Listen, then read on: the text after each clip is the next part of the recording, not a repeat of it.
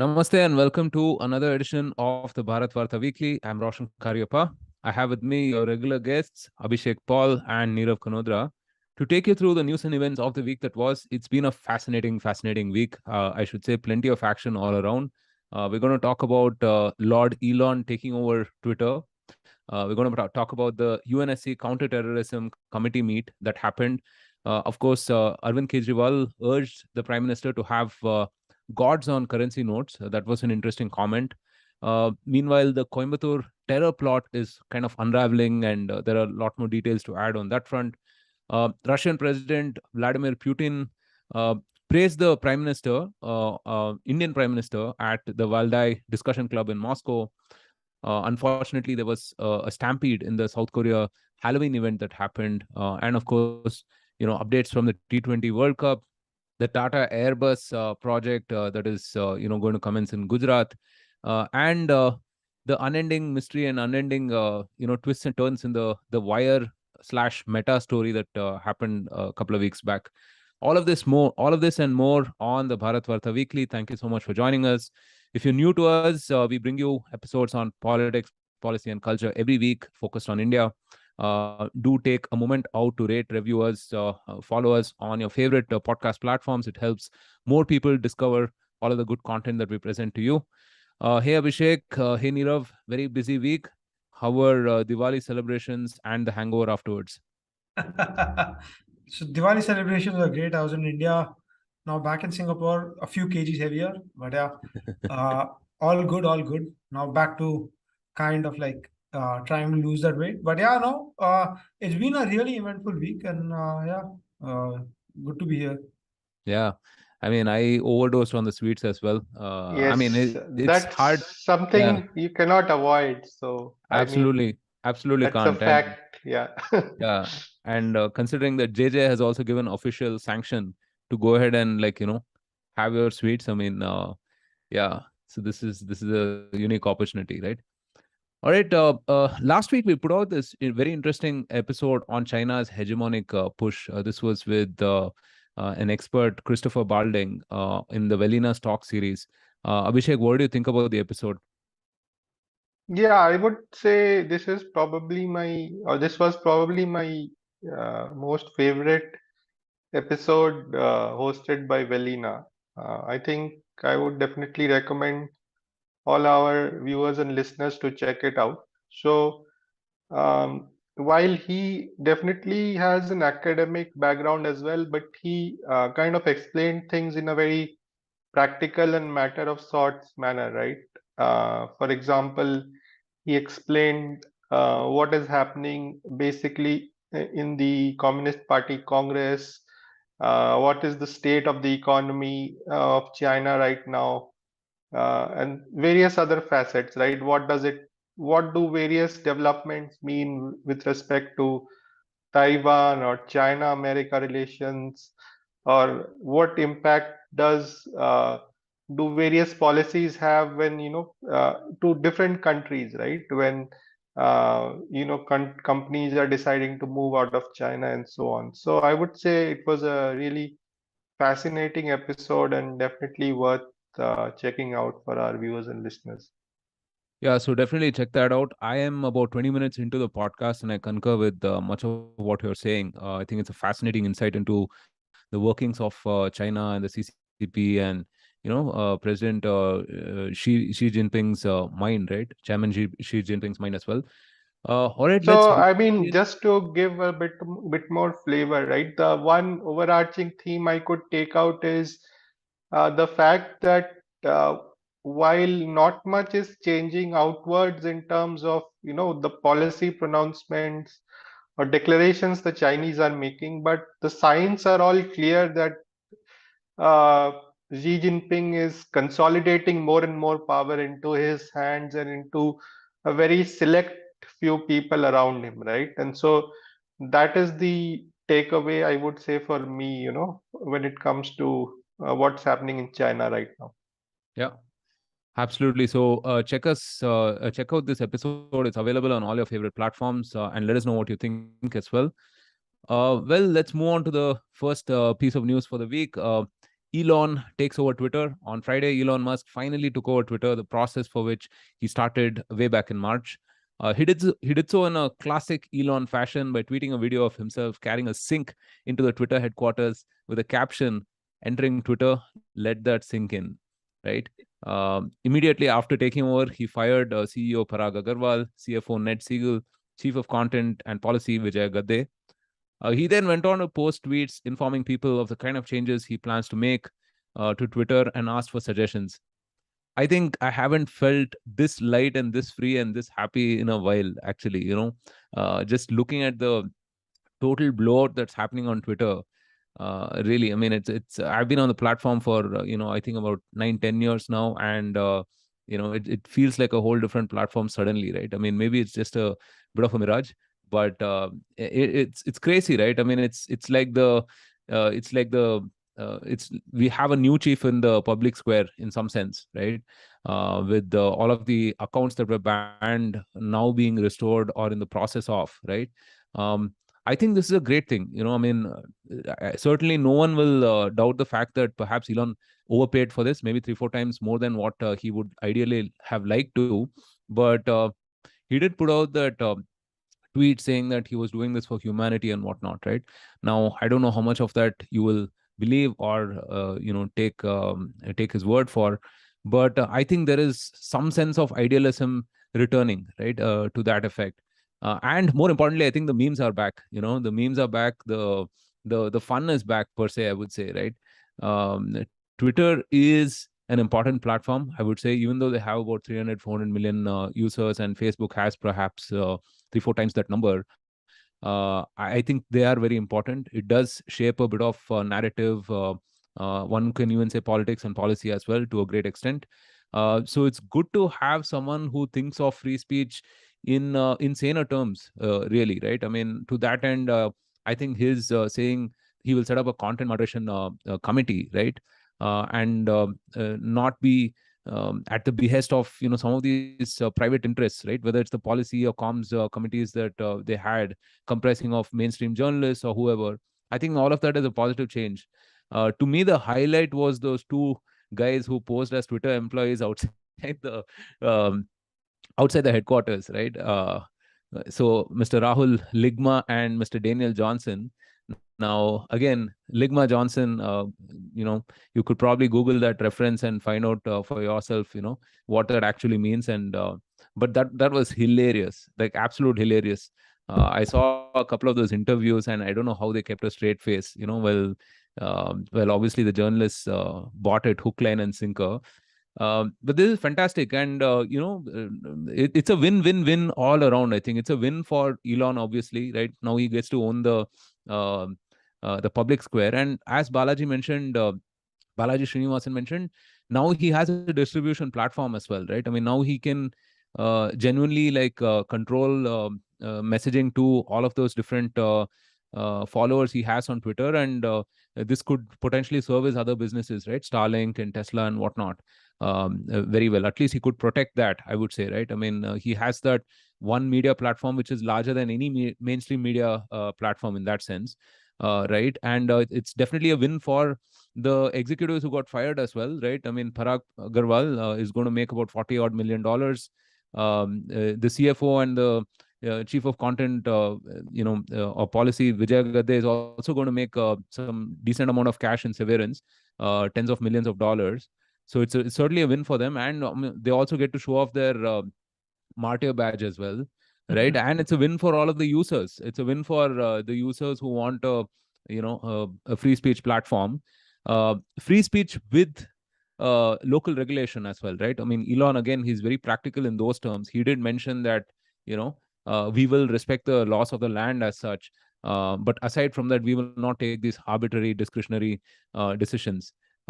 All said and done, I think it's a very hard problem. I'm not saying that Elon will solve all of it, but he definitely gives me hope that that saner times are ahead. I would say, and definitely more funnier times are ahead, at least, right? Abhishek, Nirav, are you looking forward to some of the banned accounts being back on Twitter? Yeah, so for one, I think Donald Trump is supposed to Donald Trump, yeah. But I think, yeah, he's more inclined for his own his platform Truth Social hasn't really taken off, right? So I think one thing is that part. The second thing is a lot of people I know and I've met through Twitter, some of the accounts were banned or blocked for whatever like stupid reasons within, like even within India, there's like a lot of kind of like censoring on like certain type of agendas. You could like at one time if you praise Shiv Sena, you would get banned. Then later on, if you blamed Shiv Sena, you got banned because the definition of Shiv Sena changed politically or whatever. So those kind of things have happened, and I think Twitter is a great platform. It That's how I met you guys. It's a great platform for connecting people with common interests. So Facebook has your friends of the past who you already know, but Twitter is about connecting with people with same interest and your friends of the future. So I think that's a fantastic platform. And well, I think with different leadership, different rules, etc., hopefully it becomes a better place, and maybe for Elon Musk a more profitable investment, right? Who knows if because the valuation of Twitter now, obviously Facebook shares have fallen a lot, or Meta as it is now called, but was about 1/20th of Facebook, right? So the potential is there. Now let's see what happens. It's interesting times.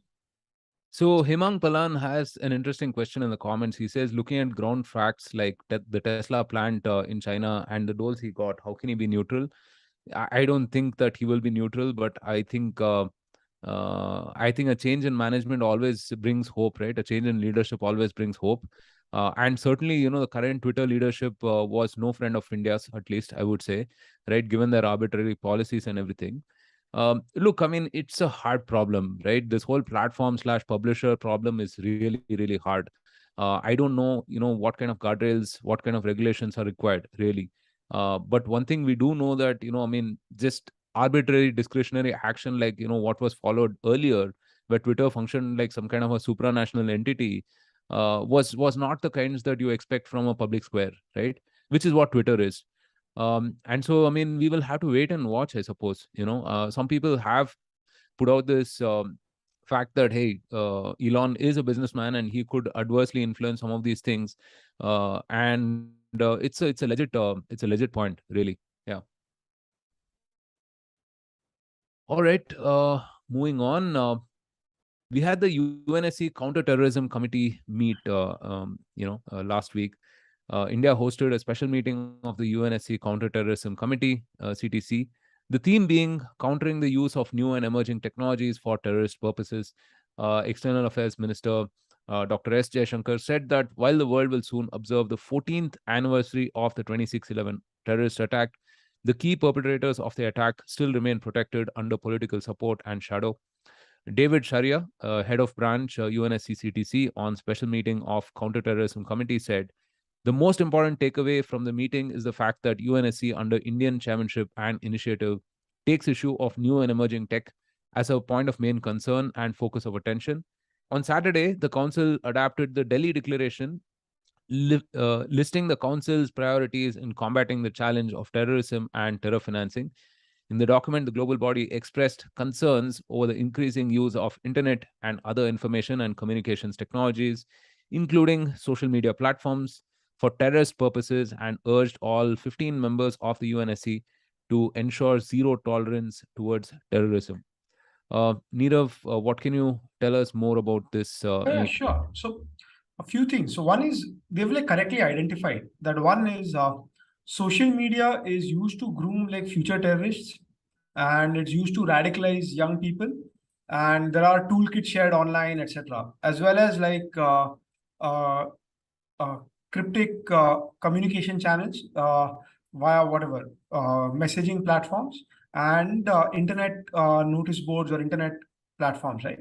So one is that you have to kind of stop, so attack it at the seed, so you prevent this part. Second is about terrorist financing and moving of money via cryptocurrency. So where I believe at least like some sort of regulation is needed, and looking at these channels to prevent terrorist financing. And then lastly, like advanced technologies, like specific mention was made by the UAE minister, where he says that drones are faster, they can carry bigger payloads, they can have like an AI enabled, so they can do without a manual override, right?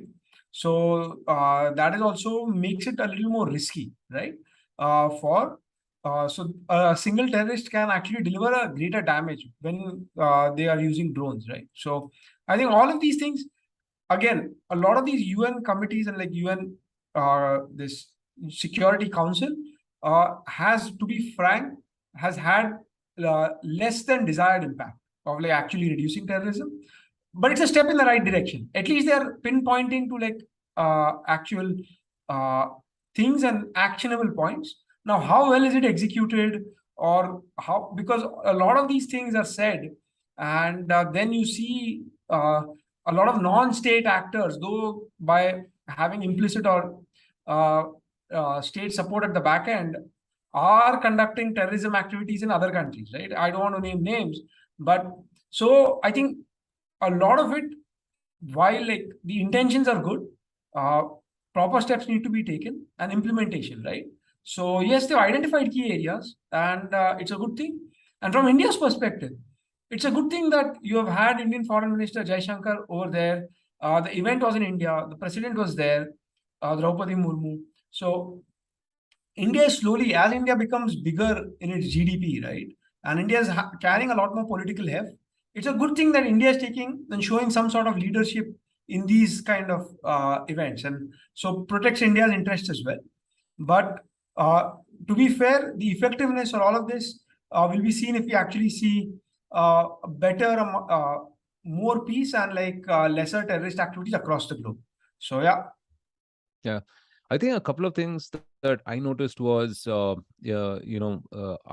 playing of Sajid Mir's tape, right? Which was, again, very interesting, I should say, right? And very point blank in terms of who the perpetrators were and how this was planned. And also we had Moshe Holzberg, right? Baby Moshe, whose parents tragically died in the attack, right? And, we all remember the story of his nanny kind of saving him, right? Speaking to the audience as well. I think all of that, we should definitely not forget these things, right? I mean, it happened in the heart of Mumbai, right? How could we have let that happen? So I think India did a fantastic job of bringing this up to global attention again, right? Um, all right, moving on.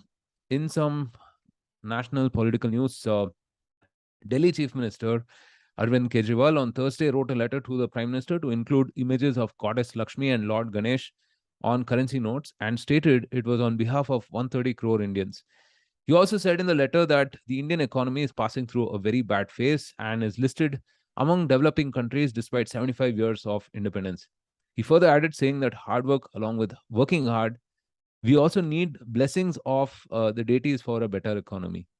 Abhishek, I mean, this is sort of an unusual comment, I would say, but what do you make of it? Yeah, so the fact that this kind of a frivolous comment got so much attention kind of tells us, right, where we are in terms of political news these days. I mean, not much is happening of significance, and elections are still a little bit away, so we get these kind of dramas, right? So the Aam Aadmi Party is trying to make some significant inroads in Gujarat right now, and so I think this was a part of his whole campaign there, right? And so a few things there, right? Number one, he used the term that he basically said that since the Indian economy is doing badly, we should do this.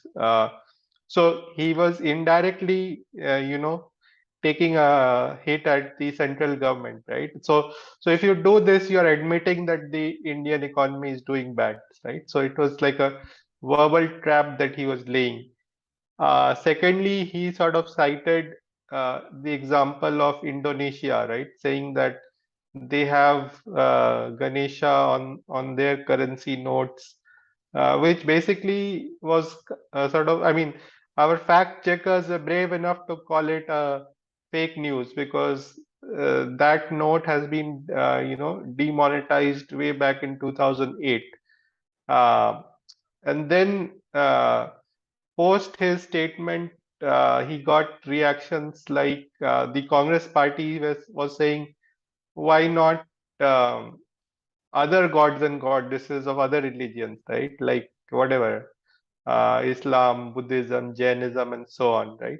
I So mean, that was, some of them can't yes, be put I on the mean, notes as well, right? I mean, not unless they want to invite some blasphemy and yes. laws So, and stuff like that. Yeah. and then of course, BJP responded with calling him a master of U-turns, basically, right? Citing Arvind Kejriwal and his party's previous statements on various matters related to Hinduism, right? Whether it is their comments on the Ram temple, or whether the role of some of his party members in recent incidents, right? Like the whole mass conversion event that was happening, right? With the mass conversion to Buddhism kind of an event where an Aam Aadmi Party MLA was attending and so on. So yeah, basically it became a back and forth between AAP and other parties, including BJP and Congress. But what I found more interesting was the reaction of some of the Aam Aadmi Party supporters on social media, right? Who are basically uh, Indian liberals, right? So some of them were kind of expressing their dismay, saying, you know, we are so sorry to see, Aam Aadmi Party also entering Hindutva related politics and all that, while others were calling it a master stroke. Like, look how beautifully they have trapped the BJP and all that. So, I mean, if people really believe either of those things, it's quite funny, I would say. Neither is the Aam Aadmi Party sincerely into any sort of Hindutva, nor is it any sort of masterstroke that BJP supporters will suddenly, start questioning the BJP and shift to AAP if this step is not done. It's basically a very sort of superficial sort of move designed to sort of have TV debates and social media commentary and critique, but of no significant substance is what I would say. And so I think if people are, some people are probably overreading this, and I would just say that this does not signal any sort of major shift by the Aam Aadmi Party. But one has to acknowledge that they are probably smarter than the rest of the opposition, right? In terms of at least they try to think of things which might get, some traction, or which, might try to corner the BJP, etc. This probably is not one of those, but at least you have to give them credit that, they are thinking of ways of at least trying to take on the BJP. Yeah, I mean, it's a clever by half kind of a remark, right? Yeah. I mean, it's nothing more than that, I would say. But some of them have made that point that I mean, over a period of time, if certainly if the BJP comes back to power again in 2024, I think you will have a certain Hinduizing of the narrative as such, right? I mean, so this Hindu policy as such, right? I mean, it will become broader than just the BJP itself, right? I mean, who knows? I mean, the other opposition parties as well might adopt some of these matters and start agitating for that, right? Because then they have to read the writing on the wall, which is that there is a constituent, there's a significant, constituent base for these policies as well. So let's see how that kind of pans out. Moving on, the Russian President Vladimir Putin, speaking at a plenary session at the Valda International Discussion Club, a Moscow-based think tank, on Thursday, hailed Prime Minister Modi as a true patriot while asserting that the future belongs to India. He said Prime Minister Modi is one of those people in the world who is able to pursue an independent foreign policy in the interest of his country and his people, despite any attempts to stop him. This was in response to a question on the role he foresees for India in a post hegemonic world. On trade between the two countries, he said Prime Minister Modi has asked me to increase the supply of fertilizers, which is very important for Indian agriculture. We have increased volume by 7.6 times. Trade in agriculture has almost doubled. And he also goes on to say, I'm sure India has a great future and an increasing role in global affairs. Nirav, high praise coming from the man in the limelight of it all. Yeah, so What do you think? Putin, this is part of a longer, like it was a 3 hour, like total 3 hour session where he had like a 1.5 hour speech and an hour and a half of like question and answers, right? So in his speech, basically, he's railed against the West. He's accusing the West of creating the situation which led to the Ukraine war. Basically saying that effectively by supporting Ukraine or like trying to arm it, they're like left him with no option, right? And he's criticized the others of blindly copying the West without seeing their own self-interest. And he's calling for a multipolar world. He says, like, yes, after the end of the Cold War, it had been a unipolar world led by the US. And now, whether you agree with Putin or not, whether you like him or not, whether you like Modi or not, right? This part you can't deny that India has pursued an independent foreign policy. So India has been very opportunistic. When Europe started buying less oil, I'm not saying no oil, and still they were buying gas from Russia, India stepped in to buy some Russian oil, and instead of buying oil from and reduced its imports from UAE and Saudi, and that oil instead went to Europe, right? So you saw like a little bit of change. A lot of fertilizers are being made in Russia. So that as well, they were exporting to Europe. So Europe gets its fertilizers from elsewhere, but India now gets it from Europe, right? So there is a shift in patterns. India got a discount in oil. So India has pursued very sensibly without supporting Putin actively. They have abstained to vote. So even in the UN, India has not voted for Russia. India has abstained to vote. And over here, Russia and China have veto anyways, right? So this is just signaling. But India has not done any sort of virtue signaling and aligning with certain blocks. India has also paid the price for this. Like you've seen US aid to Pakistan has actually increased recently. They supplied them with fighter planes, right? So India has kind of taken, but India has taken a calculated decision, which on the net favors India, right? An Indian citizen. So whether you agree, disagree, or you could have said whether you like Putin or not, right? And whether you like his actions or not, I think this statement is true. And same thing, whether you like Modi or not, you detractors of Modi can always come in and say that somebody else could have done a better job. Maybe, I don't know. Maybe could have done better or worse or whatever. But you can't accuse them of blindly towing one line or another. So we've been sensible enough.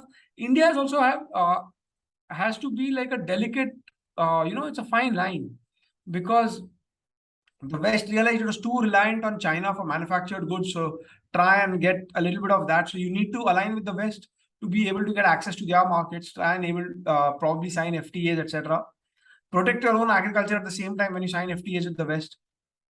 You also need oil from Russia. You cannot just go against Russia. You're dependent on Russia for arms, right? For spare parts and arms, etc. So India has to maintain a fine balance. And till now, they've done a reasonably good job about it. And to be fair, I would give kudos to even the previous leaders of India. I think since the start, where we were earlier non-aligned, people have accused us of sometimes being like too defensive. But India's kind of tried to be independent and tried, after being ruled by foreigners for a long time, India has always tried to be independent and retain its own veto on its own policy. Whether they've done it well or not well is a different thing. But at least independent policy has been very crucial. And the current government is continuing to do it. And hopefully we will do it further on, right? So definitely, also now to take this with a fist of salt, like Putin doesn't have too many friends around the world at this time, right? So yes, he's also trying to cultivate friends. So as much as Putin is praising India, Putin also needs India, right? For some things. India also needs Russia. See, India needs Russia, India needs the West, and we need to maintain a balance, right? Whether even if India is actual like foes with or like has conflicts with China, but India needs China because a lot of our manufactured imports come from China. If tomorrow we cannot have a blanket ban on China, right? So we have to deal with all these countries and we have to maintain a fair balance and keep our own self-interest first. So I think it is well-deserved praise, irrespective of which side of the political spectrum you are on. Yeah. No, and it's good that we're having such powers woo India as well, right? I mean, it shows the significance of India in the global table per se. Um, all right, moving on. On 22nd October, an LPG cylinder in a car exploded in the communally sensitive Kottayamadu district, killing Jamisha Mubin. The incident was initially thought to be an accident. However, further updates of the case revealed a terror plot. The NIA team searched Mubin's premises and seized 109 articles, including potassium nitrate, black powder, cracker fuse, length of about 2 meters, nitroglycerin, red phosphorus, and other bomb making materials, as well as notebooks with information on Islamic ideology and jihad. Tamil Nadu police have arrested 6 people in connection with the case under the Unlawful Activities Prevention Act, or UAPA. All the arrested persons are said to be associates of Jamisha Mubin, the person who passed away. Uh, Abhishek, after a long time, we are seeing something like this happen, right? Yeah. What do you think? Yeah, quite concerning. I think in some ways we are lucky that there were no major casualties, right, apart from this person in that bomb blast. Perhaps this was like a premature bomb blast, right? And he was planning something much bigger, right? As the things that have been sort of found from his house would tell us, right? He was probably planning a much bigger explosion sometime later. And yeah, I think there are all sorts of connections with various jihadist groups and people that are being, found by the NIA, as has been revealed in their charge sheet. So whether it is with the mastermind of the Sri Lanka bomb blast, or whether it is having connections with various Indians who have, who have or had joined ISIS in the past. So yeah, I think NIA is probably going to need to investigate a lot more to find out all these connections. So far, as you said, they have arrested 6 people, but this is just the beginning of the investigation.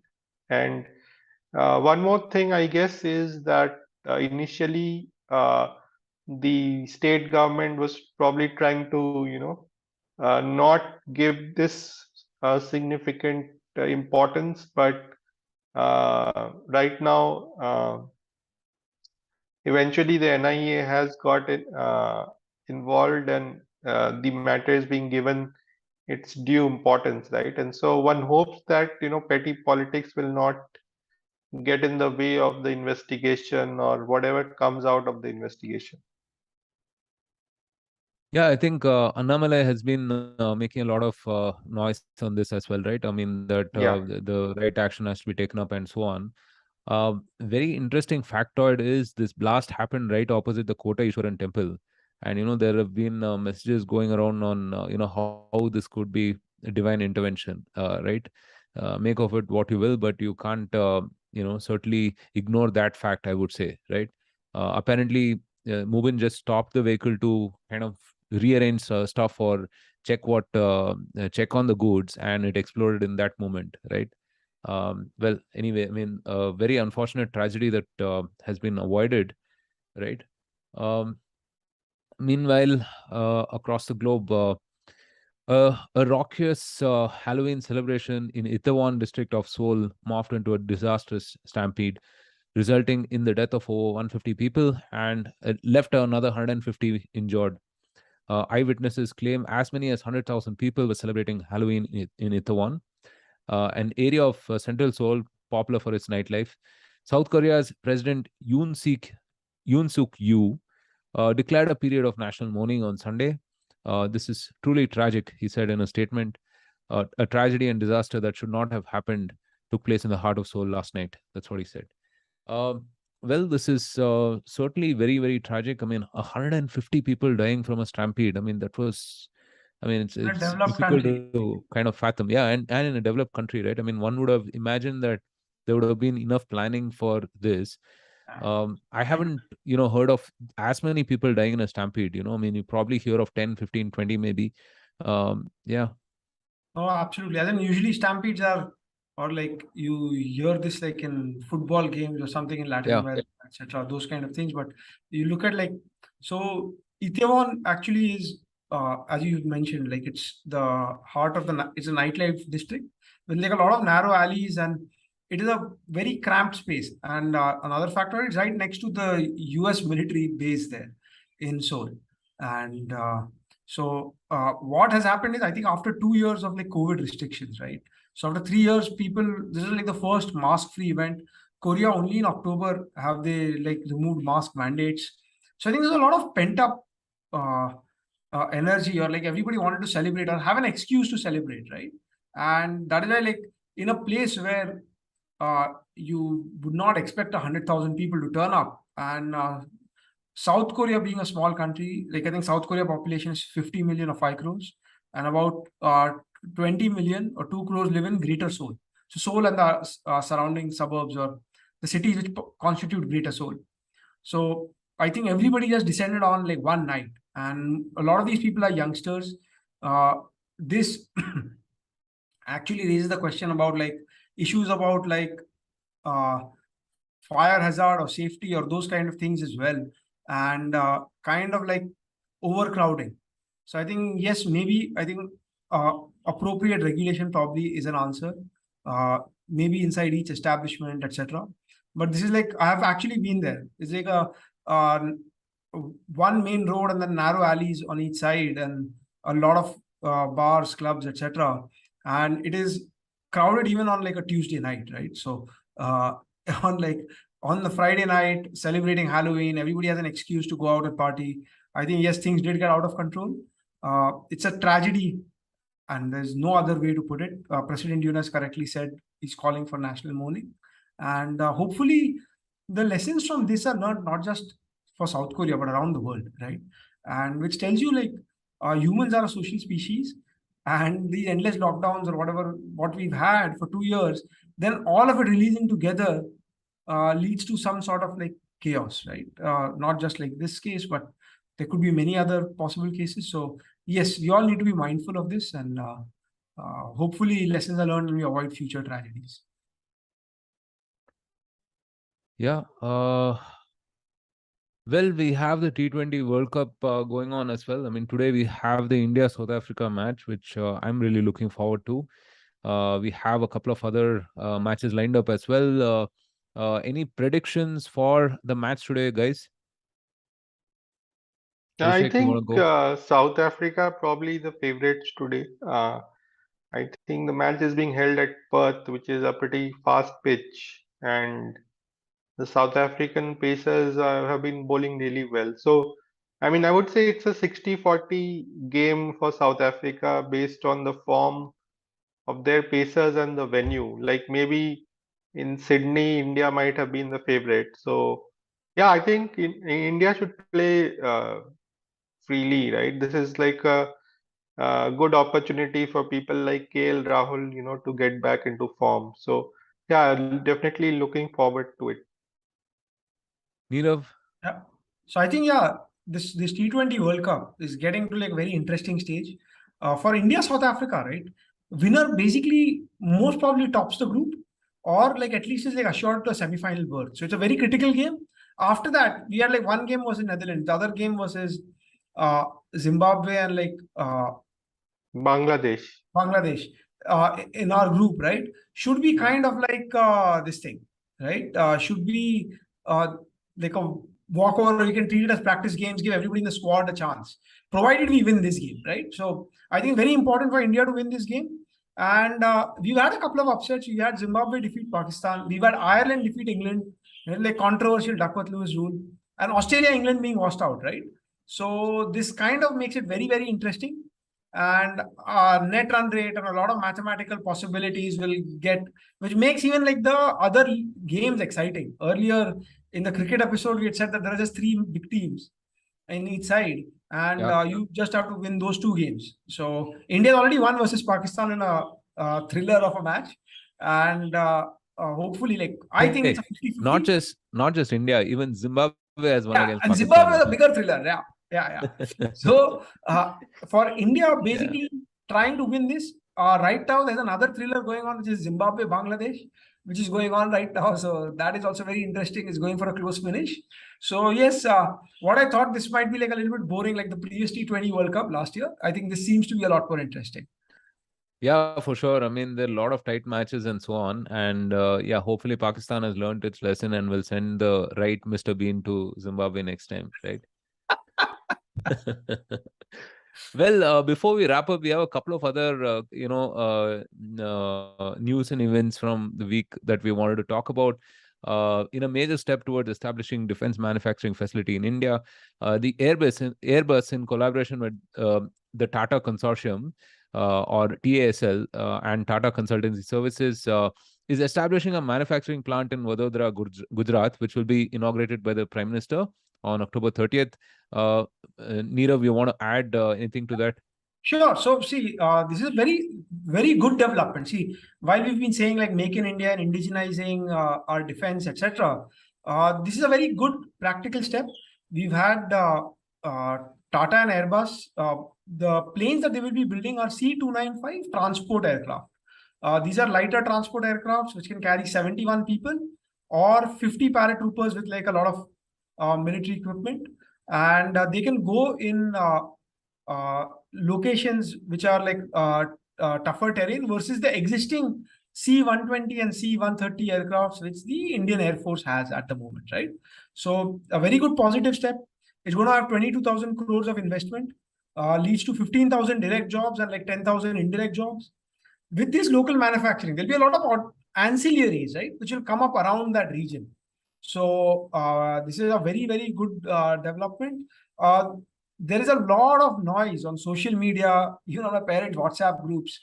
So me being like a Gujarati from Bombay, I think this is like a polarizing topic that a couple of sites were considered, and this has been going on for like a few years. And Maharashtra lost out another project to Gujarat, but hopefully, I don't know, like it's a good thing that states are competing like this. So maybe Maharashtra ups its game and like wins future some projects, and then people in Gujarat start complaining. I think that's what we want. People in Karnataka to be complaining, people in Tamil Nadu to be complaining, right? That all these like the more developed states should be competing for these projects. And I think this is just the start. We are seeing a revival of manufacturing in India. There are a lot more projects to come.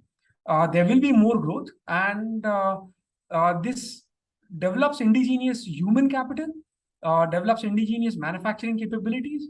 So it's a very, very positive thing. Hopefully, they do deliver these planes in time, etc., etc. And there's a big spillover effect of many more engineers being trained there and starting their own defense startups or other things, making drones or military equipment, etc., or even like civilian equipment, something else, but using the expertise to more productive enterprises. Yeah. Very exciting development indeed. In another exciting development, the Wire Meta saga just continues and continues. Last week, Amit Malviya, the BJP IT chief, filed a complaint against the Wire, and in turn, the Wire filed a complaint against Devesh Kumar, their tech expert, on sort of defrauding them, right, in some sense. Abhishek, what are the latest updates on this? Yeah, so as you said, so just to recap, I think firstly, The Wire withdrew its stories, not only of this whole Meta X check or cross check allegations against Amit Malviya and the BJP, but also their erstwhile story on that so-called tech fog thing, right? And then, so first they withdrew their stories and said they are going to do an internal investigation, and then they came up with an apology uh, to their readers, saying, there were various levels of issues in the story, um, and finally, after having remained silent for all this period, Amit Malviya then put out a press statement, or or he basically tweeted out that now he's going to pursue this legally, right, against the Wire and Siddharth Vardarajan and few others. So FIRs were, raised in police stations in Delhi for forgery and cybercrime and so on. And then, as part of that, the Hindu reported that even the Wire has now basically alleged that they have been defrauded by Mr. Devesh Kumar, their so-called tech reporter or consultant. This personality has a very checkered past, right? If you go to Reddit, you will find him once having boasted that he had set up his own troll factory to combat the BJP's IT cell during the CAA protests, right? So whenever pro BJP things would trend, he would have his own. He had, I don't know, he had some 40 servers or something set up, to tweet against that, right? So he was his own IT cell once upon a time, a couple of years ago, against the BJP. And while we can't be sure of exactly what happened, it possibly tells us that uh, he's a very sort of, uh, uh, let's say, very enthusiastic opponent of the BJP, right? Who is, very politically charged and motivated primarily by his political passions. And therefore, it is quite likely, right, that in order to sort of go after the head of the BJP's IT cell, he was, willing to go to any length, right, to create this story. Unfortunately for him, I think the big thing here is that the allegations that they made were primarily, very damning for Meta and Facebook and less for Mr. Malviya, right? Because you're basically alleging that Facebook has given such kind of vast powers to Amit Malviya or people like that. And so that's where it became a problem for them, right? Because Meta also had to respond. And while Meta has not really, put a case against them, but they put out a few statements which made this sort of very globally a big story in the tech journalism circles, right? Had it just been a political case, they could have sort of brazened it out much more easily, right? Because they would not have faced the kind of pushback that they faced in this case. And that's why the tech fog story uh, kind of remained up till now, right? Because they are able to sort of brazen it out much more if the target is only BJP. So I think that was the fatal flaw here, right? That Meta got involved pretty quickly, and well, we are here now. Well, plenty to take away from that whole episode, I think. I mean, hopefully, we can expect some good journalism in the future, if that is not too much to hope for, right? We have a couple of interesting episodes coming up next week. The one with Arpit Gupta, who is the associate professor of economics at NYU Stern. He spoke to Nirav and Abhishek sometime back, is yet to be published. We will likely publish that on Wednesday of this week. So do look out for that. A good wide-ranging discussion on economy and Bharat and so on. We also have Vikram Sampath, who is a historian and author, who's going to be on Bharatvaarta again. His previous episode was a blockbuster episode on Savarkar. Right, he's out with a new book, Brave Hearts of Bharat, that profiles various other freedom fighters and so on. So it'll be a nice conversation with him, hosted by Sharan Sethi. Do look out for both these episodes coming up. Again, if you are, if you can take a moment out to rate, review us on all of your favorite platforms, that'll really help us. It'll help new people discover our content as well. For now, from Abhishek, Neerav, and myself, thank you so much for joining us on this week. We'll see you next week. Hope you have a wonderful week ahead. Stay safe, take care, and Jai Hind.